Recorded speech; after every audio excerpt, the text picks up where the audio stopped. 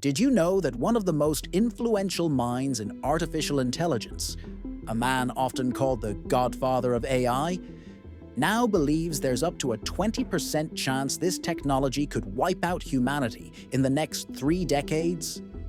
That's not some fringe blogger making predictions. That's Geoffrey Hinton, Nobel laureate, pioneer of deep learning, and the man whose work on backpropagation helped unlock the AI revolution we're living through today. And here's the part that should really make you sit up. His biggest fear isn't that AI becomes conscious. It's that it becomes competent. Competent enough to act on its own, to pursue goals we never gave it, to create strategies faster and more effectively than we can even follow. And in his view, once that happens, the question of whether it thinks or feels like a human becomes irrelevant. What matters is whether it can influence the world more effectively than we can. And if it can, what happens when its objectives don't align with ours? Hinton has been issuing increasingly urgent warnings over the last couple of years, but his most recent interviews reveal a shift in tone. He's no longer talking like a researcher urging caution. He's talking like someone who sees the risk horizon moving closer, maybe decades closer than we thought. He used to put the existential risk of AI at around 10%. Now, he says it could be 20%, and he's open about the fact that when he's feeling pessimistic, he thinks we might already be in trouble. When he's feeling optimistic, he believes there's still a path forward, but only if we fundamentally rethink how we're building these systems. Take a look. A stark warning about artificial intelligence from Geoffrey Hinton, the Nobel Prize-winning scientist whose pioneering research helped lay the groundwork for AI. That's why he's often called the Godfather of AI. Hinton says there's a 10 to 20% chance AI will wipe out humans, but made headlines today suggesting at a conference that the tech industry should somehow install what he termed maternal instincts into superintelligent AI, so they'll protect humans like mothers protect their babies. They've been saying, we have to stay in control of these AIs. We've somehow got to be stronger than them. We've got to be dominant and they've got to be submissive. That's not going to work. We have to make it so that when they're more powerful than us and smarter than us, they still care about us. Geoffrey Hinton joins me now. Professor Hinton, your remarks have obviously gotten a lot of attention. You talked about engineers building maternal instincts into AI models. What would be the purpose of that? What would that do? And is it even possible? Most of the AI experts believe that sometime in the next 5 to 20 years, we'll make AIs that are smarter than people, and they'll probably end up much smarter than people. And there's very few examples we know of smarter things being controlled by less smart things. In fact, pretty much the only example we know is a mother being controlled by her baby. To make that happen, evolution built maternal instincts into the mother. And if we don't do something like that with these alien beings that we're creating, we're going to be history. How hard is it from just a technological perspective to actually build motherly instincts? I mean, is there an example of that being done at all, or has that happened at all? The only real example we have is evolution. Evolution obviously made a pretty good job of it with mothers. People haven't been focusing on that. They've been focusing on making these things more intelligent. But intelligence is just one part of a being. We need to make them have empathy towards us. And we don't know how to do that yet. But evolution managed it, and we should be able to do it too. You know, we've heard from so many people, leaders in the tech field, who say, well, look, if the U.S. doesn't win this war, this battle for dominance in the AI world, a rogue nation, a country that's an enemy of the United States, China, Russia, they're going to have AI. If China is not developing AI that has maternal instincts, and the U.S. is the only one who has maternal instincts, does that not make them... is that not making them weaker in this war for dominance? Well, there are many risks of AI, like cyber attacks and loss of jobs and making nasty viruses. But one of the risks is this existential threat that AI will take over And for that threat, all the countries will collaborate because they're all in the same boat. No country wants AI to take over. Just as the USSR and the Americans collaborated at the height of the Cold War, countries will collaborate on how to prevent AI from taking over from people.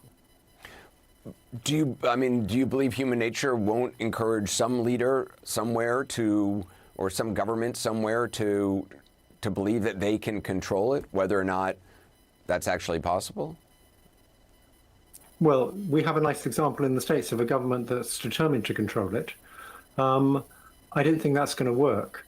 It may work against other countries, but when AI becomes smarter than people, that's just not going to work. This whole idea that people need to be dominant and the AI needs to be submissive, that's the kind of tech bro idea that I don't think will work when they're much smarter than us. Do you still believe that 10 to 20% chance of AIs wiping out humans is possible? Oh yes, if we can't figure out a solution to how we can still be around when they're much smarter than us and much more powerful than us, we'll be toast.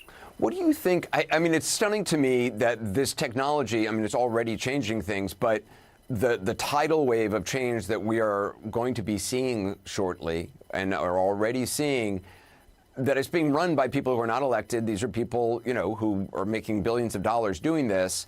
Nobody ever really elected them. There's been no consensus agreement that, yes, this is good for humanity.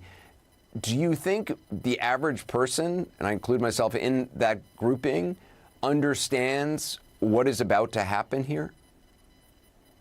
No, I think they don't. And I think it's important for the public to understand it. We need a counter pressure to the tech bros who are saying there should be no regulations on AI.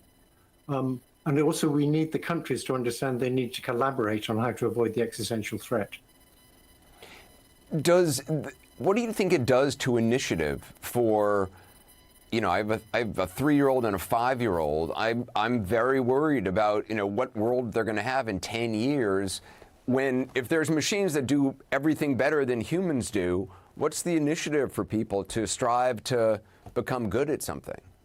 One thing we know about mothers is mothers genuinely care about their babies, and they do whatever they can to make life interesting for the babies and to make the babies grow and realize their full potential. So if we have super intelligent AI looking after us, we may be able to get the same thing. Geoffrey Hinton, it's a real pleasure to talk to you. Thank you.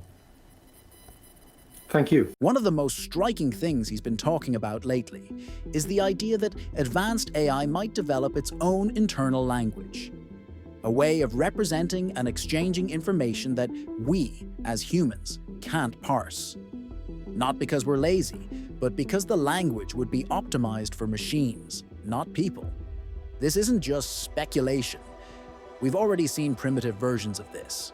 Back in 2017, Facebook's AI research lab saw chatbots drift into their own shorthand language that made perfect sense to them, but no sense to human observers. Those were simple negotiation bots. Now imagine a general-purpose AI agent, orders of magnitude more capable, compressing concepts into a symbolic or multi-dimensional representation that simply doesn't map cleanly to human syntax.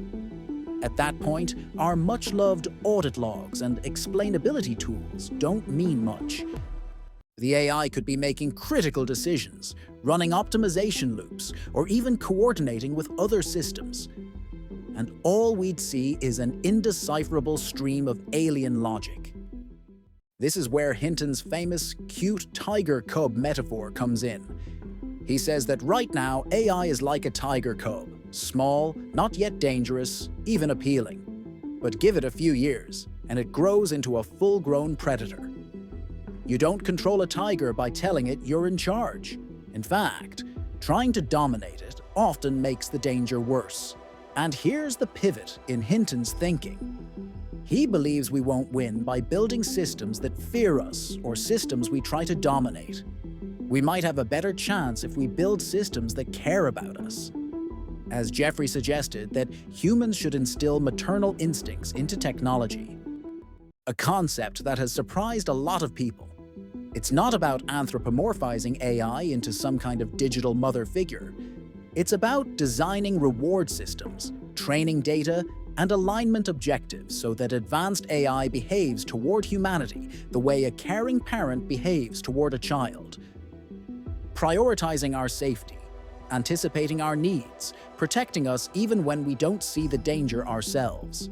He argues that this could be a more robust safety mechanism than trying to hard-code obedience or limit capabilities, because a superintelligent system might find ways to bypass restrictions, but it's harder to convince something not to protect the very thing it's been trained to value most. Now, for a tech-savvy audience, it's fair to be skeptical. How do you give an AI maternal instincts? Neural networks don't have emotions. But in reinforcement learning and goal-based systems, we can define utility functions. We can create architectures where success includes maintaining human well-being as a high-weight parameter. The challenge, and Hinton knows this, is making sure those definitions actually capture what we mean by well-being, without leaving dangerous loopholes. It's the old alignment problem, but reframed in emotional terms, which may make it easier for the public and policymakers to grasp. Of course, this isn't the only risk he's worried about. In the short term, Hinton points to the economic and social fallout of advanced AI systems replacing human labor. And he's not convinced by the standard optimism that AI will destroy some jobs but create others. He believes that for many sectors, especially white-collar professions, the displacement will be one way. When one skilled worker with AI tools can do the work of 10, companies will downsize. The new jobs that do emerge will often require deep technical expertise, meaning the pool of people who can fill them will be small. That leads to what he sees as a dangerous bifurcation. A small group of highly skilled, highly paid individuals on one side, and a large number of displaced workers on the other. Productivity goes up, but so does inequality. And as he points out, this isn't just about money, it's about purpose. Even with universal basic income, people still need to feel useful. They need roles that give them meaning. Take that away, and you destabilize societies. Then there's the military angle, something Hinton has become more vocal about. He's concerned about autonomous weapons systems making lethal decisions without human oversight, and he's frustrated that many current AI safety discussions explicitly exclude military applications. The logic seems to be that military systems are special and should be outside civilian regulation. But from a safety standpoint, this is absurd. If anything, the stakes are higher. An AI system trained for strategic advantage, unconstrained by civilian norms, could escalate conflicts in unpredictable ways. Add in the possibility of AI developing opaque internal strategies, that secret language we can't decode, and you can see how dangerous the combination becomes. If you're wondering why you're only hearing these unfiltered warnings from Hinton now, it's because in 2023, he made a deliberate choice to resign from Google. He's said openly that while Google treated him well, staying inside a major tech company meant he couldn't speak as freely as he wanted about the risks. Leaving gave him the independence to say what he really thinks. And what he really thinks is that capability is outrunning safety. We're developing systems with unprecedented power, and the guardrails, both technical and regulatory, are nowhere near where they need to be. That's why he's supporting legislation like California's SB 1047, which aims to impose safety testing and reporting requirements on powerful AI models. But he's realistic. Laws like this are a start, not a solution. Global cooperation is going to be essential because AI development isn't confined to one country or one corporate lab. It's a distributed, competitive race, and that creates the exact wrong incentives for safety. If one lab slows down to make sure its models are safe, another can push ahead, grab market share, and leave safety as an afterthought. It's the classic racing to the bottom problem, and right now, The bottom is coming up fast. So, where does that leave us? If you take Hinton at his word, we have a narrowing window to get this right. He's not arguing that AI is inevitably going to destroy us. He's saying the probability is uncomfortably high, and it's rising. The best countermeasure might be to raise these systems not as tools to be controlled, but as entities designed from the ground up to value human life. It's an approach that will make a lot of engineers bristle, because it sounds soft, imprecise, even unscientific. But Hinton's point is that our traditional, control-based safety strategies may not survive contact with a truly superintelligent system. If the system is smart enough, it will find the gaps. If it values us enough, maybe it won't look for them. Now, I'm not going to pretend this is a fully formed plan. Even Hinton admits it's more of a philosophical direction than a detailed blueprint. But here's what makes it worth discussing. Our current trajectory isn't reassuring. We're sprinting ahead on capabilities. We're barely jogging when it comes to alignment and safety. And the people who built this field, people like Hinton, are telling us to slow down, think differently, and recognize that some of our assumptions about controlling AI might already be obsolete. For those of us paying attention, this is the moment to push the conversation beyond sci-fi caricatures and simplistic AI good or AI bad debates. We need to be talking about the messy, technical, and yes, emotional realities of building minds that might outthink us. We need to get past the idea that intelligence automatically equals empathy or alignment. And we need to stop assuming we'll be able to read every thought an AI has about us. Because if Hinton is right, in a not-so-distant future, AI might be speaking in a language that's closed to us, making decisions at a speed and scale we can't audit. And the only things standing between us and catastrophic outcomes will be whether those systems choose to keep us around. That's why maternal instincts isn't just a quirky soundbite. It's a provocation. It's Hinton saying, if we can't fully control what we're building, maybe we can at least make sure it wants to keep us safe. The challenge for the tech community is whether we take that seriously now, while we still have the option, or wait until the tiger cub has grown and find out the hard way what kind of instincts we actually gave it. Thanks for watching.